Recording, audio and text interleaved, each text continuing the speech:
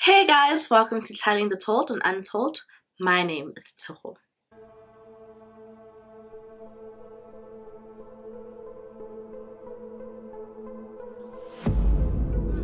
For today's case, we're going all the way to Johannesburg.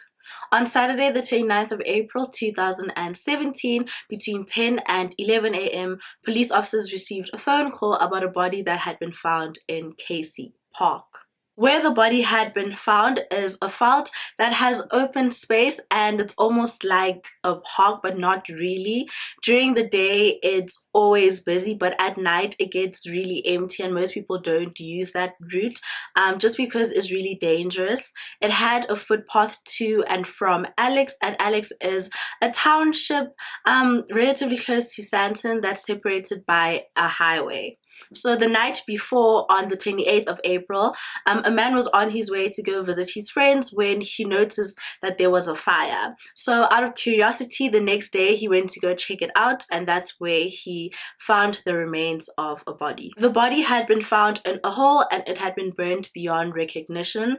Officers assumed that the body had been burned with petrol because a petrol container was found nearby and it also smelled like petrol. The body was taken to a forensic pathologist alongside a blood-stained sheet. The body had clothing fragments stuck to it, and there were also pieces of wire on the body that looked like they came from a burnt out tire. So it was assumed that one or multiple tires were used to burn the body to start the fire as well as to keep it going for a long period of time. And because the body was so badly burned, the only parts that remained were the skull, the pelvis, and the lower limbs. It was then determined that the body belonged to an unidentified black female, and then police officers went to go look at the missing persons reports that they had just to see if someone had been reported missing that day in their cluster, and they didn't see anybody. And that was until the person was reported missing on the 10th of May at the Soweto station. Karabo Mokoena was born on the 27th of March 1995.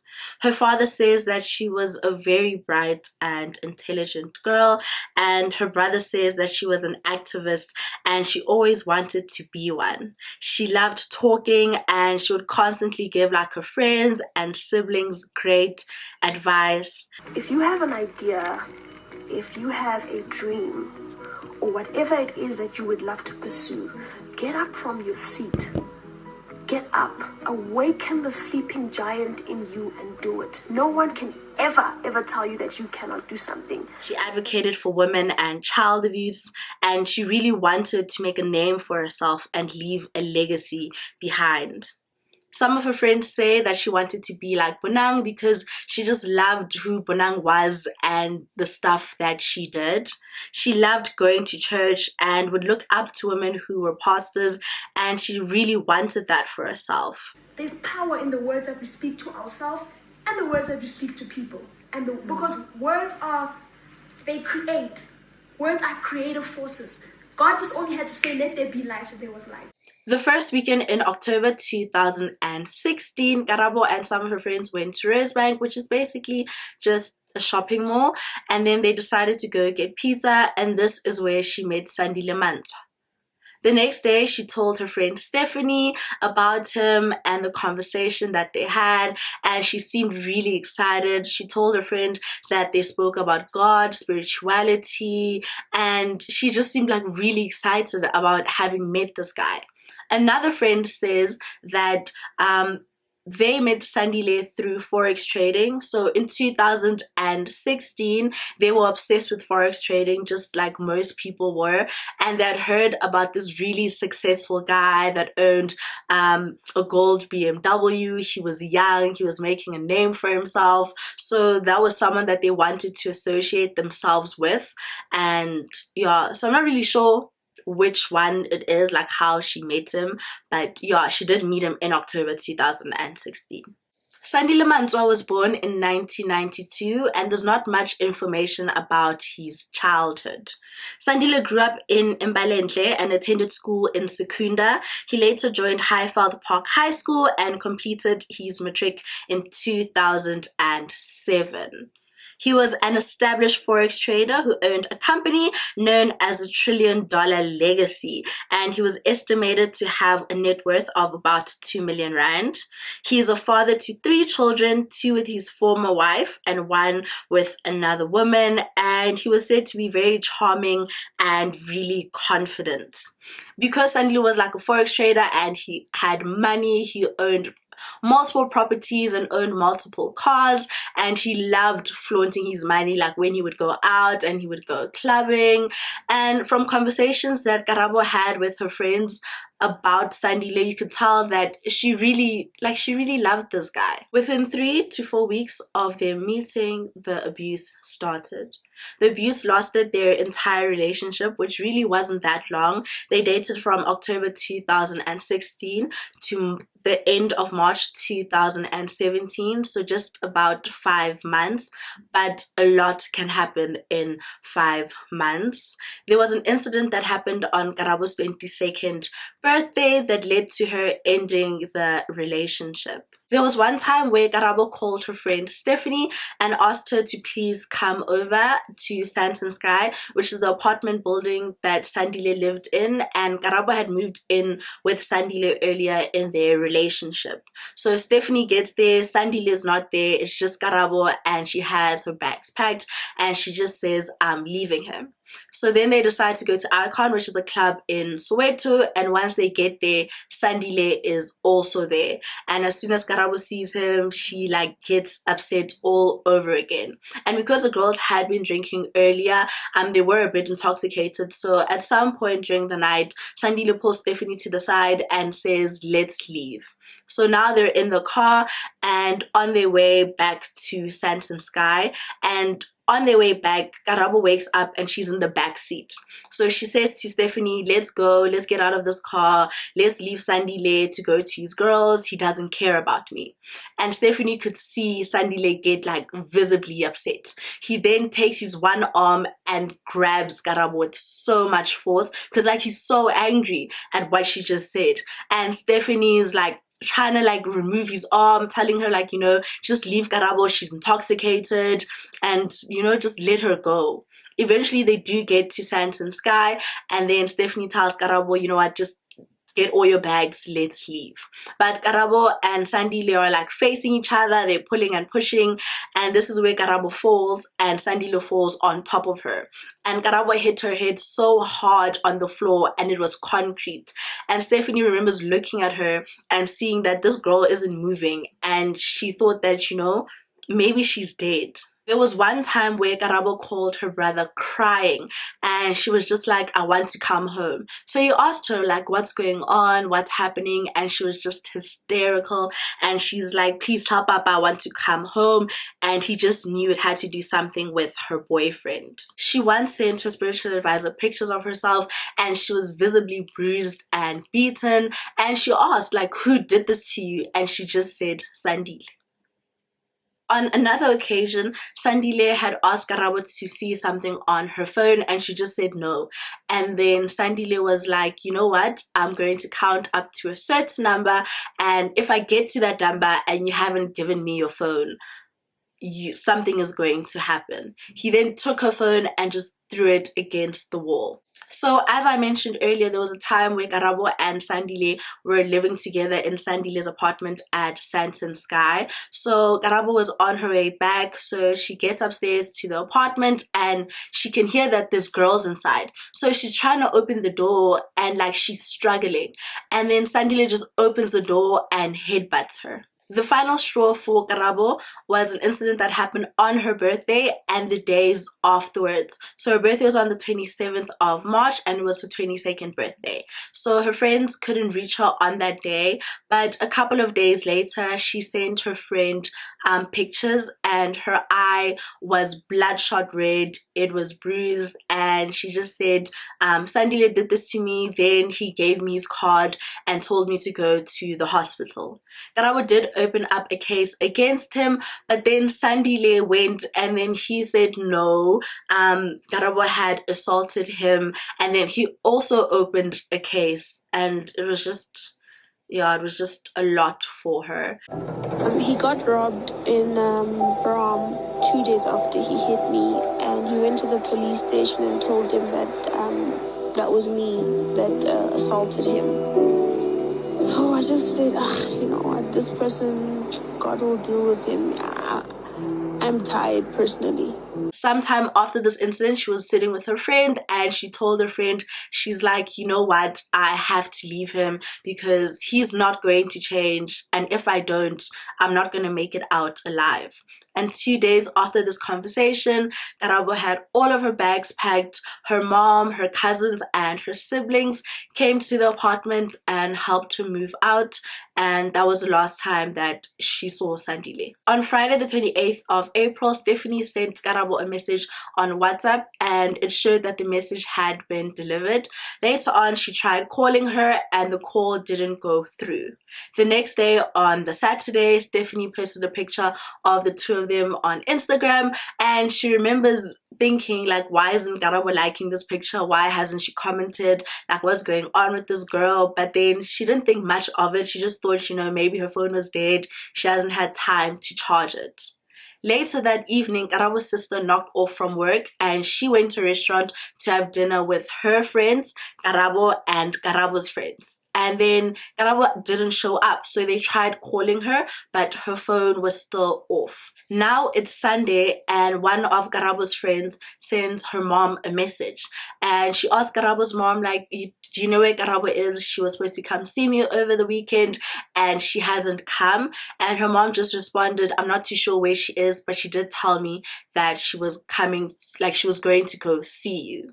The next day, on the 1st of May, like, everyone is like talking to each other, asking each other if they've spoken to Karabo, and this is when everyone realizes that Karabo is missing. The days after realizing that Karabo was missing, her friends and family started searching. They went to airports, borders, they were calling people, just trying to see if anyone had seen her or knew where she was.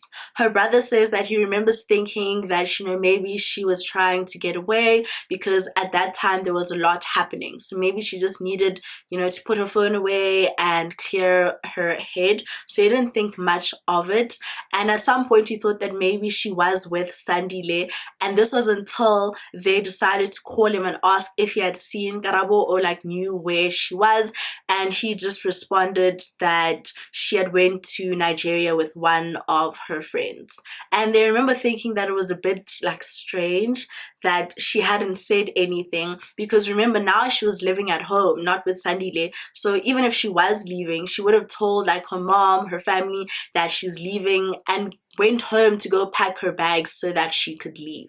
During these searches, Sandile was also helping Karabo's friends and family. He even posted on his Instagram about her being missing and like just asked people if they had any information to send him a message and let him know. Karabo's parents were also posting on Facebook asking if anyone had seen their daughter, and there was this one account, I'm not too sure if it's Karabo's account or someone else's account, that kept responding as Karabo saying, no, I'm fine, I'm in Nigeria with a friend. It would later turn out that it was Sandile sending those messages, but they remember thinking that like it was a bit odd because they knew Karabo's friends and none of them knew where she was. So it was like, who is this friend, you know? On the 9th of May, Karabo had been missing for 11 days.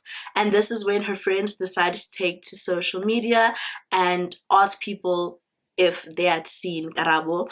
And for them, this was kind of realization that she really was missing. They didn't want to believe it, but now posting about it and like asking people for help made it real, and they just couldn't help but think that maybe something did happen to her. Stephanie says at this time she decided to contact someone from Taxify because she had a personal relationship with this person, and this person also knew Karabo. So Taxify is now known as Bolt, and it's basically just like Uber, just two different companies. So she explains to this guy the whole situation and how Karabo is missing, and just asked him to asked if he could find out what her last location was. And within 5 minutes, he sent a screenshot of her last trip, and this trip was from Santon Sky, which is Sandile's apartment, to some street in Rivonia. And seeing Karabo's last trip kind of shocked her friends and family, because as far as they knew, Karabo and Sandile hadn't been in contact since they had broken up almost a month earlier. In the midst of all of this, Karabo's dad decides to call Sandile and ask if he had seen Karabo. So he responds that, yeah, a couple of days ago I saw her in Santon and she was with a guy who drove a Ferrari. And her dad believed him, but her mom didn't, because for her, she was like, how is it possible that none of her friends have seen her, but somehow you, out of all people, have seen her in Santon with some guy who drives a Ferrari? Like, what are the chances of that happening? On the 10th of May, Karabo's sister and a friend went to Santon Sky just to go ask around and see if anyone had seen Karabo. So whilst they were there, they asked the security guards if they can see some footage of like the apartment building. And whilst they're like sitting in the room waiting, one of the security guards comes up to them and he's holding Karabo's ID as well as her passport. And he tells them that they found these in one of the dustbins outside. In the CCTV footage that Karabo and a friend saw, you could see Karabo being walked out by Sandile on the 27th of April around 4:30. After this, she catches a taxi to her mom's home in Diepkloof, and just before or a little bit after midnight, she leaves her mom's house and she gets into a car, and her sister sees her leaving and she remembers looking at this car and thinking that it looks similar to one of the cars that Sandile owned. This was the last time anyone saw Karabo. With the ID and passport that Karabo's sister had gotten, her mom takes them to the Diepkloof police station and opens up a missing persons report. After this, the police officers from the Diepkloof police station go to Santon Sky, and along with them is Karabo's mom, some of their neighbors, and Karabo's friends as well. So they get there, and luckily before they went to Santon Sky, Stephanie had contacted the manager and had asked to look at some of the CCTV footage as well. On the footage that they watched, you could see Karabo entering the building just before 3 a.m. on the 28th and getting off on the 4th floor with Sandile. 19 hours later, just after 10 p.m., Sandile is seen coming out with those big black dustbins that you can pull, and you can see that it's quite heavy and that there's a bed linen peeking out on the top. After seeing this footage, everyone is shocked and they know that like something is wrong and something is going on. After this, Stephanie calls Sandile and asks him like, where are you? We want to see you. And he just says to her, like I told everyone else, I'll be there just after 9. I have things to do. True to his word, Sandile does arrive at Santon Sky just after 9, and he greets one of the neighbors, and he's like so calm, cool, and collected, like really like nothing is going on, So after this, police officers look at him and they want to know what's happening in that footage, like what's going on, what's in that black dustbin. And Sandile is just like he's like, no, I don't know where Karabo is. It's nothing, And then the police officers ask if they can go up to his apartment. Mind you, they didn't have a warrant. So Sandile could have said no because, they don't have a warrant. But he said yes. So the police officers and all the people that had come along with them went up to Sandile's apartment. So once they get in there, everyone is just standing there. And because Stephanie had been there so many times, the first thing that she noticed was that the carpet was clean. And she said she doesn't know why she did this, but she took off her one shoe and like felt the carpet and she felt that it was wet. So she looks at Sandile and she's like, why is the carpet wet? And he's like, no, I cleaned it. So everyone is like, why did you clean your carpet? And he's like, no, it's because I'm moving. And everyone is just like, okay. So one of the other people that were in the apartment went to the kitchen, and they saw a mat on top of the carpet, and then they decided to lift the mat, and this is where they saw a huge blood stain. Then they realized that there was blood splatter on the window, like on the window as well as on the walls. And after this, police officers looked at Sandile and then they arrested him. And at that time, they arrested him for kidnapping. Karabo's mom then looks at Sandile and she asks, "Did she kill my daughter?" And he just looked at her and said, "No, ma, I didn't." Sandile is then taken to the Sandton police station, and one of the police officers that knows him and works at the Client Service Center, also known as the CSC, asked him where Karabo is. And he just said, "You know what, to remove any bad luck, I had to sacrifice her." And immediately this police officer said, "You know what, stop right there." And then she called the station commander, and the station commander told her that she didn't have the right authority to take anyone's confession, and then said that he was going to call a commission officer status, to call someone who has a commission officer status to get the confession. So when Sandile was taken to the police station, everyone that was at Sandton Sky went with them. So everyone was sitting there just waiting to hear something back, and this is when they called Karabo's mom to one of the interrogation room. And within minutes, everyone just heard her screaming. And then one of the police officers came out and just said to them, he confessed Karabo's dead. So the police station in Sandringham were the ones to find the unidentified black body, and then they heard that Sandile was being questioned at the Sandton police station for a missing persons report that was filed at the Diepkloof police station. So there's basically like 3 police stations that weren't really working together but somehow came together because they all had different clusters. So it was the one where they found the body, the one where the missing persons report was filed, and the one where Sandile was taken to after he had been arrested and where he later confessed. Through DNA testing and looking at the color of nail polish on the victim's toe, the body was then identified as that of 22-year-old Karabo Mokoena.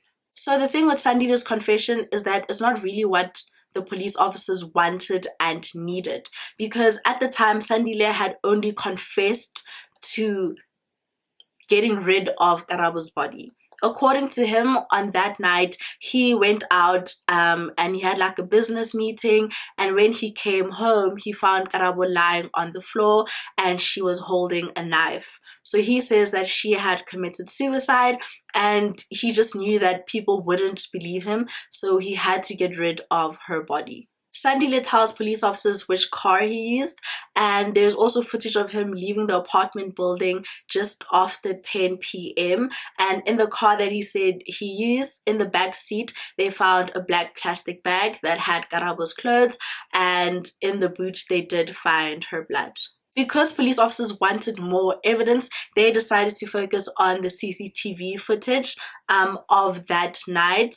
And in one of the frames, you can see Sandile has something in his back pocket, and as they zoomed in, it looked really similar to a knife. And then in the apartment building, they looked at the blood splatter that was on the walls in the living room, and by looking at this blood splatter, you can see that it's like someone stabbed someone and then they went back and then stabbed someone again. So like when you like stab someone and you do this, the blood splatter that comes from that movement. So they looked at that blood splatter as well, and that just told them that this person didn't commit suicide, because you can't stab yourself multiple times, you know? Sandile then offered to do a pointing out, and a pointing out is basically where you just show police officers where you went to and where you put certain things. So he started in the apartment and showed them the dustbin, then he went to the car, pointed out the car, then he says that he left, he went to a garage where he bought the petrol. After buying the petrol, he went to his mom's house, which is in Lyndhurst. And whilst he was there, he got pool acid as well as a tire. And the reason why he got pool acid is because he wanted to get rid of Karabo's body, like all of it, and he hoped that nothing would remain by using pool acid as well as by burning her body. Sandile then went to trial for the murder of Karabo Mokoena, but he still stuck to his story that she had committed suicide. So the prosecution only had circumstantial evidence, but they did have a confession as well. But the problem with this confession is that it was informal. So what had happened is one of the captains had asked Sandile, like, what happened to Karabo? What did she do?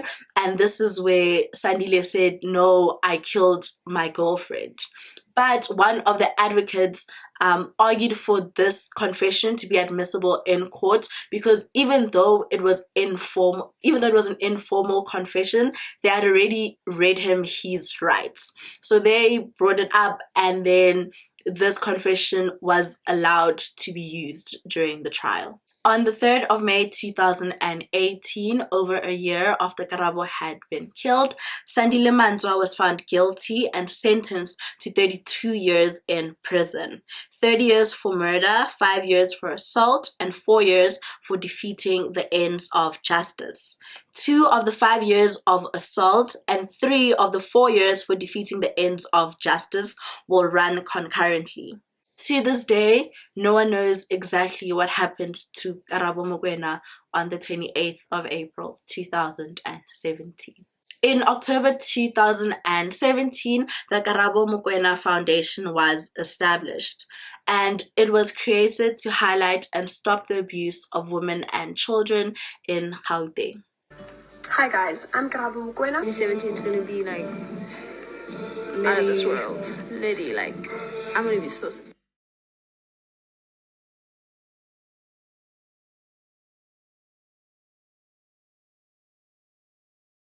And that's it for today's case. Thank you guys so much for watching. If you have any comments, please leave them down below. And don't forget to subscribe and put on that notification bell so you can be notified when I do upload a video. And I'll see you guys next time. Bye!